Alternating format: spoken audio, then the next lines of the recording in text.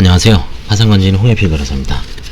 예, 이번 시간에는 개인회생재단이 구성과 확정 총 한 6, 7가지 파트로 나눠져 있습니다. 개인회생재단, 별채권, 개인회생재단 채권, 별채권, 부인권, 환치권, 상계권 이런 식으로 이미 개인 파산 강의에서 이 5가지를 다 해봤죠. 개인회생재단이 아니라 파산재단, 개인 파산재단, 그 다음에 개인 파산에서 재단채권 우리가 종류 크게 11가지, 그 다음에 특별재단채권 봤죠.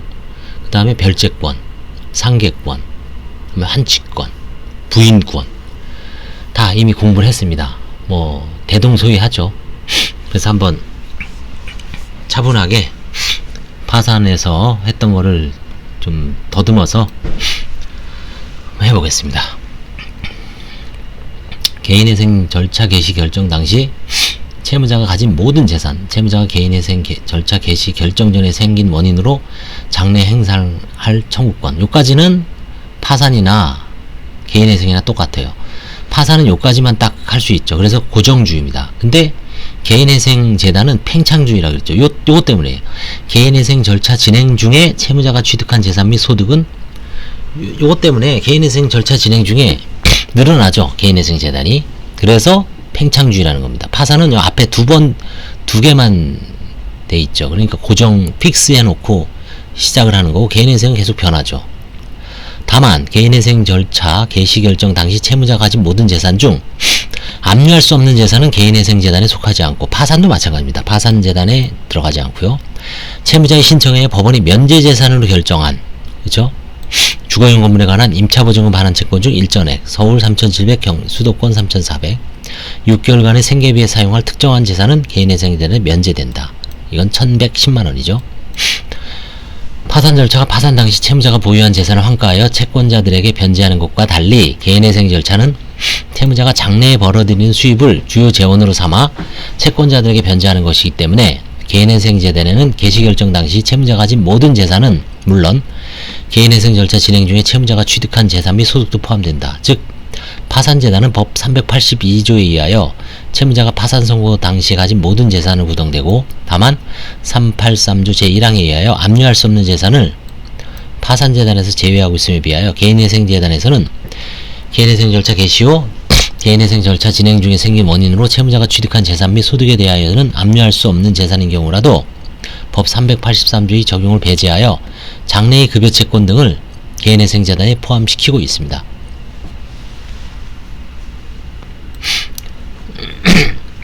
따라서 개시결정 이후 개인회생 절차에 따른 변제기간 동안 채무자가 이미 취득하였거나 취득할 것으로 확실히 예정되어 있는 장래 수입이나 재산도 개인회생재단에 속하게 되고, 이러한 장래 수입과 재산을 포함하여 채무 변제의 기초로 삼게 됩니다. 이걸 팽창주의라고 합니다.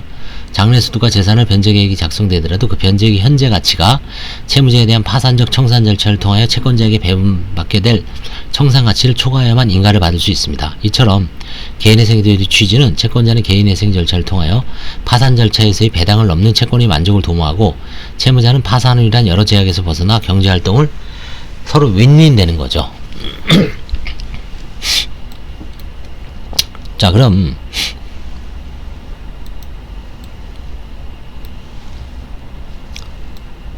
개인회생재단에 속하는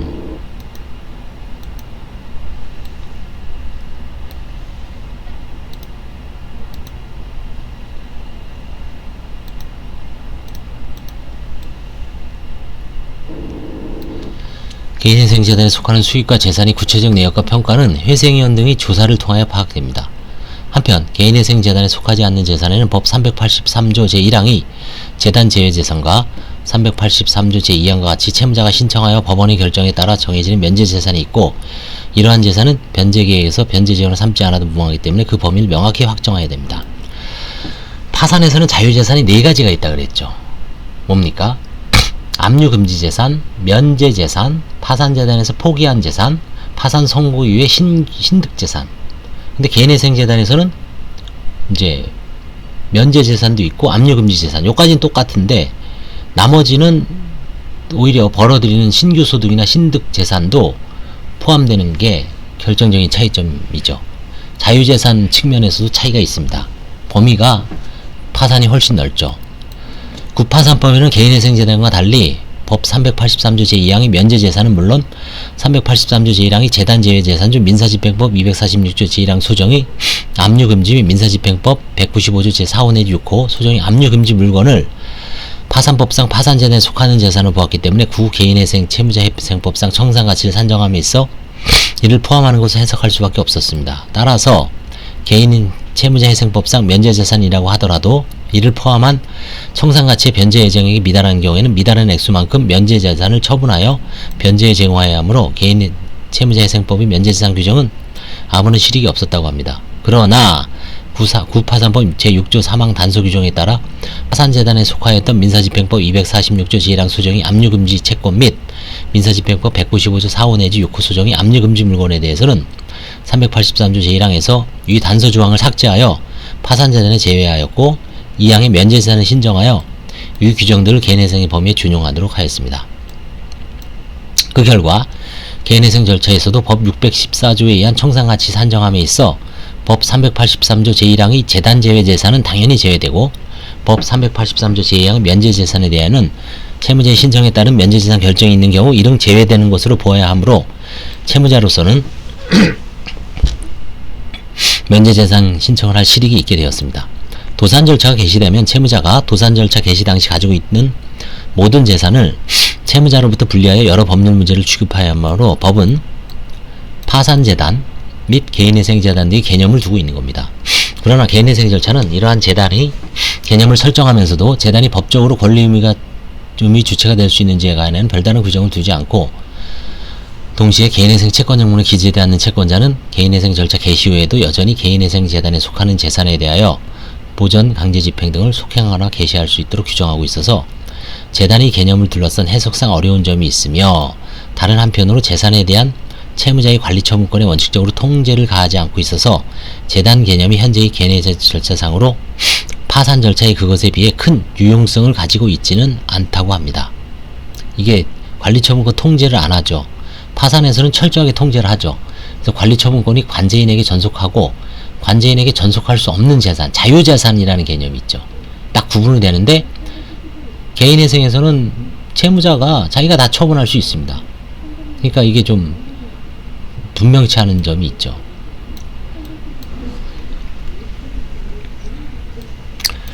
자, 그럼 먼저 재단에서 제외되는 재산 한번 보겠습니다.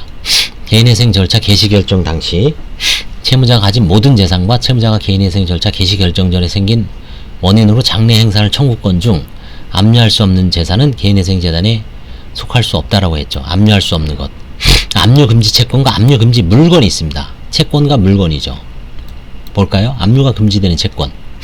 민사집행법 246조 1항에 있습니다. 민사집행법상의 압류금지 채권. 이거는 파산하고 똑같습니다. 법령에 규정된 부양료 및 유족 부주료 1호 민법 974조 등 법령의 규정에 의해 발생하는 부양료 청구권과 공무원연금법 그 밖의 법령에 의해 발생하는 유족연금, 유족보상금 등의 청구권이 예속합니다. 채무자가 구호사회나 또는 제3자의 도움으로 계속받는 수입 2호 다 병사의 급료 3호 여기서 병사라는 것은 현역 사병을 말하는 겁니다. 병장까지. 급료, 연금, 봉급, 상여금, 퇴직연금 그 밖에 이와 비슷한 성질을 가진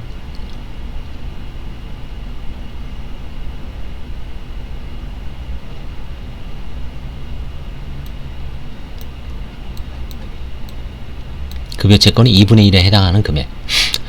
다만 그 금액이 국민기초생활보장법에서 의한 최저 생계비를 감안하여 대통령이 정하는 금액에 미치지 못하는 경우 또는 표준적인 가구의 생계비를 감안하여 대통령이 정하는 금액을 초과하는 경우에는 각각 대통령이 정하는 금액으로 한다. 현재는 압류 최저금지가 월 300만원 그 다음에 압류금지액에 뺀 금액이 2분의 1 이렇게 되어 있습니다. 퇴직금 그 밖에 비와 비슷한 성질을 가진 급여채권이 2분의 1에 해당하는 금액 5호 주택임대차법 8조 같은 법 시행령 규정에 따라 우선 변제를 받을 수 있는 금액. 서울은 3,700, 수도권 과밀억정 구역은 그 다음에 세종특별자치시, 용인시, 화성시는 3,400, 기타 광역시, 안산시, 김포시, 광주시, 파주시는 2천만원, 그 밖의 지역은 1,700입니다. 그쵸? 이 수도권이 참 다 저거죠. 그쵸? 수도권이 완전히 다 몰려 있어서 이런 데도 엄청난 차이죠. 더블 이상 차이 납니다. 그래서 4단계입니다. 3,700, 3,400, 2,000, 1,700. 그 다음에 생명상해, 질병사고 등 원인으로 채무자가 지급받는 보장성 보험의 보험금. 다만 압류금지 범위는 대통령령으로 정한다. 그래서 사항에서 1,000만원 이하의 보험금, 그 다음에 보장성 보험의 만기한, 우리가 주로 만기한 급중 150만원 이하의 금액입니다.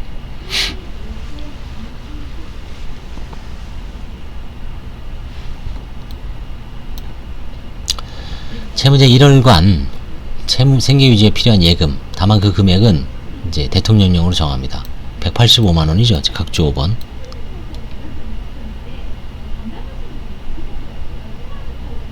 아직 150인가 예금은?